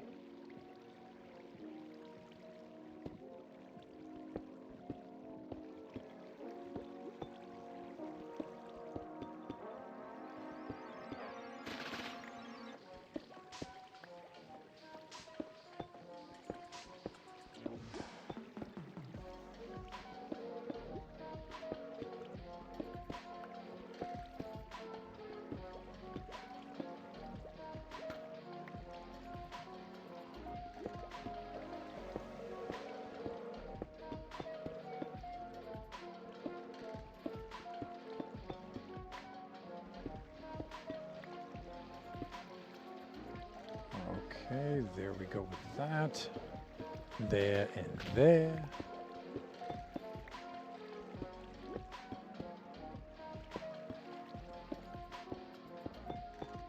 And then the other thing we're going to have to do is, we don't need the kelp, the source blocks on the inside of the build, but we definitely do need them in this area between this volume between the giant and the pit walls. These need to be source blocks. I think. I'm pretty sure. They do to a certain point. So...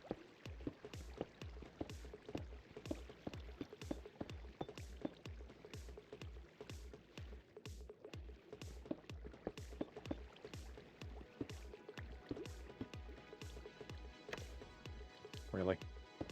Hands, please.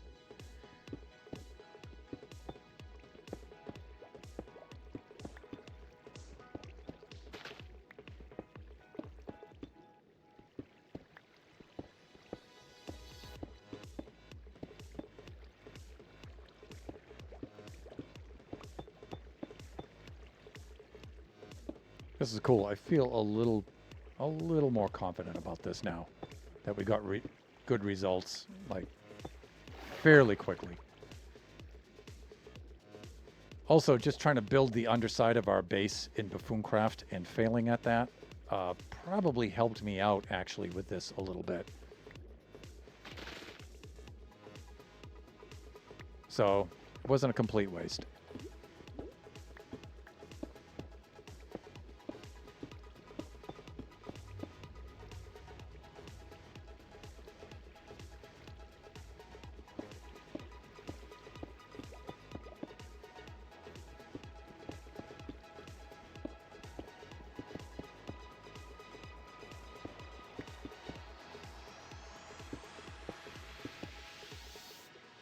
Look.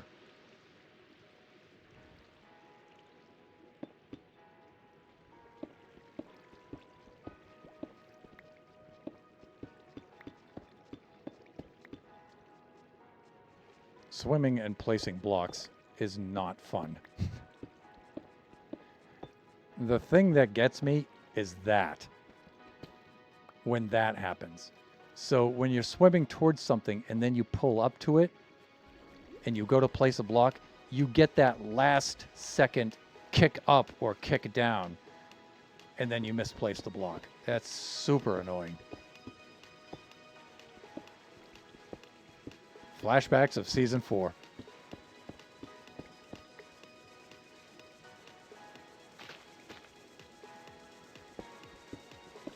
Some of you may remember the Season 4 build. Part of that hand build was a gigantic Celtic disc pattern that was under the water. And that I had like I think it was 17,000 sea pickles or something for the illumination.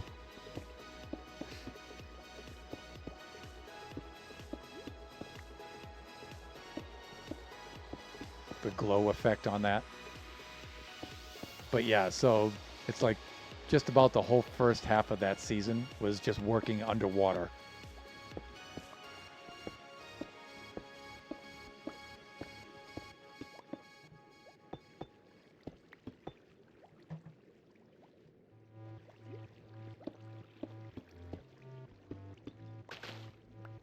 I still say that Season 4 was like one of our strongest seasons, I feel.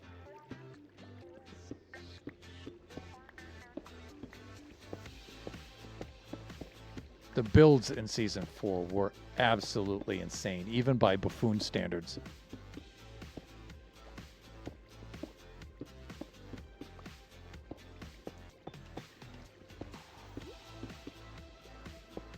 As you will be able to see when you log on to our new website.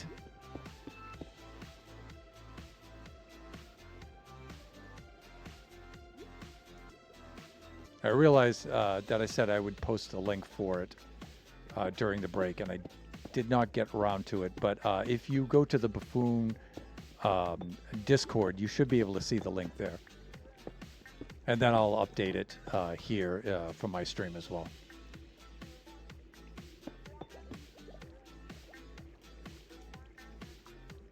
The sliders for the train controls in the train game are smaller than the close add button.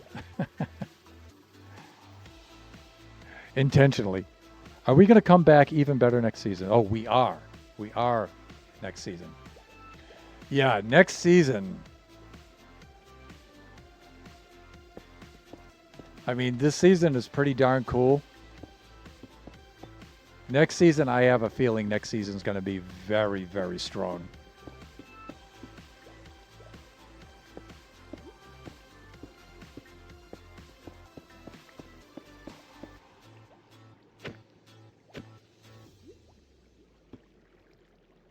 We had a bit of a stall with season 5. And season 6 here is kind of like the rebirth of the second phase of Buffooncraft.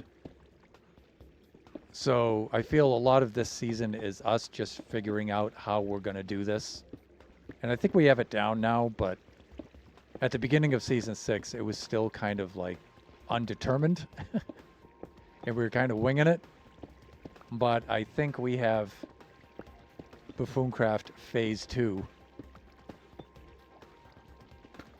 The second incantation of Buffooncraft. I think we have it down now.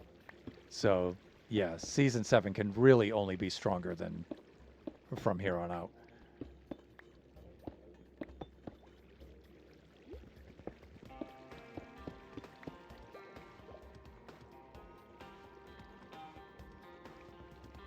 Bigger and fancier.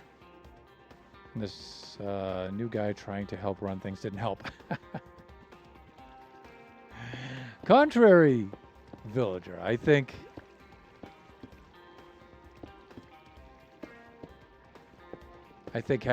having you on here is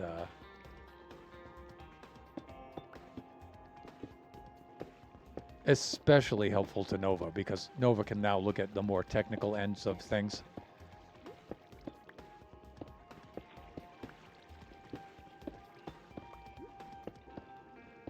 I know I couldn't do any of that. Yeah, administrating a server, absolutely not.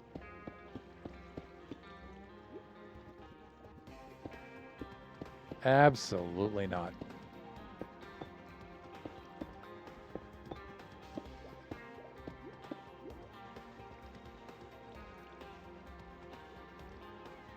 So the fact that you're able to do any of that at all is admirable, at least worthy of my admiration anyway. I don't know about the other buffoons, but I'm sure they feel the same.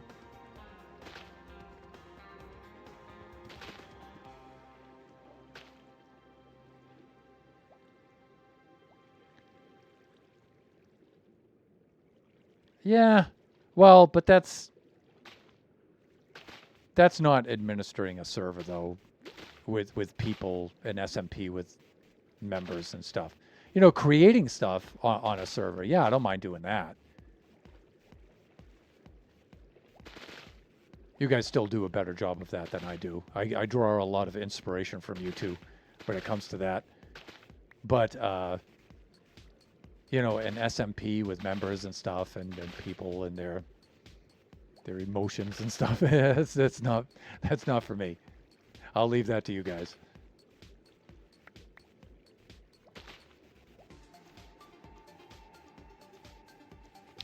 Yeah, it would be cool to do that and give that like the launch that really deserved, because that was such a funny idea. I remember when Kachi first came to me with that. And he was like, "Bah, you should totally go to the moon."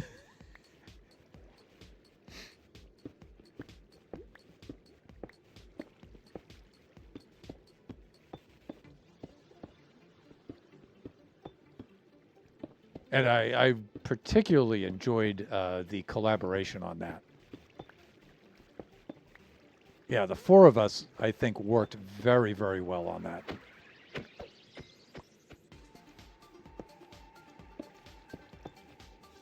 And the amount of time that we whacked that out in, too, that was like... Villager, was that 2 weeks? 2-3 weeks?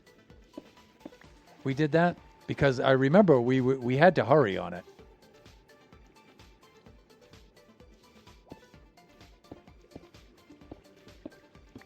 I mean, controversy aside, that was an incredible feat.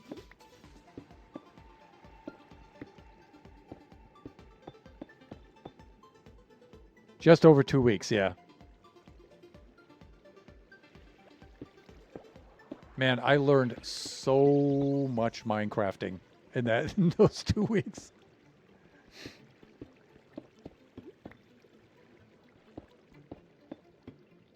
Just building the set for that. I think the set for that came out so good.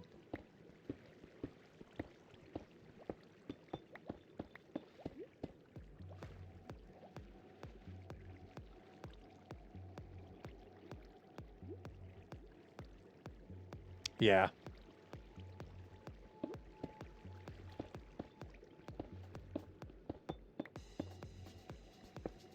Yeah, despite the controversy, you know, it's still it wound up having a a positive effect in the end. For the most part. And now, we can members can contribute to events and launch their own events and stuff. Which is a really cool thing. And, I can see us not having as much of that in Season 6 because, we have new members and we're still kind of unsure of ourselves. But I'll bet you there'll be more events from the members themselves in Season 7.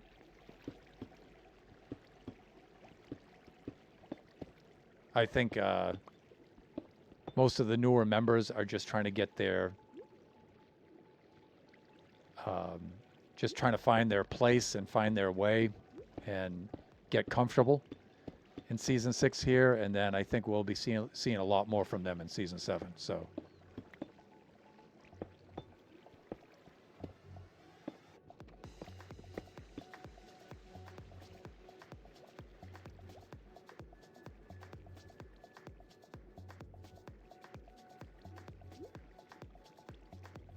Angel, hey, welcome on in, fellow buffoon. Angel by you. Angel, how you doing?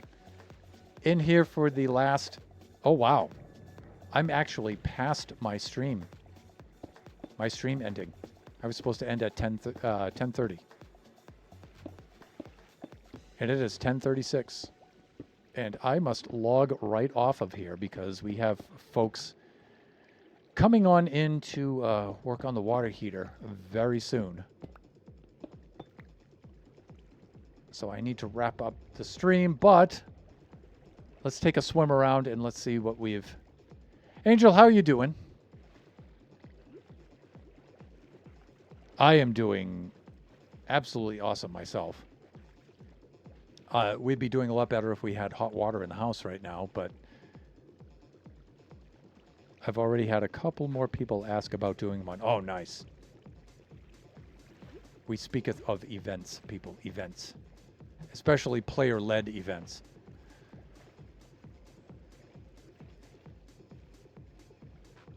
All right.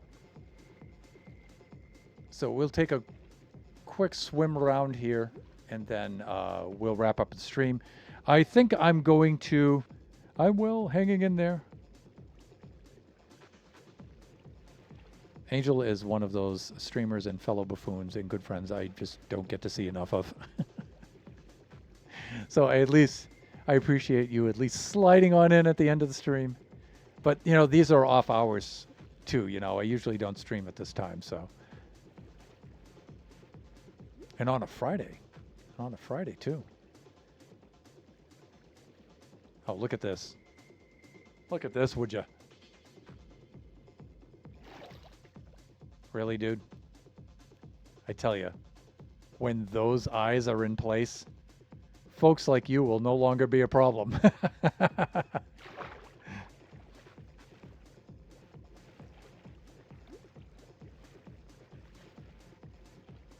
All right, here we go.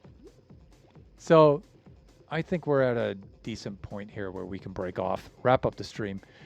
I am going to forego the raid out. Like I said, I have to get the house ready. And let's do that.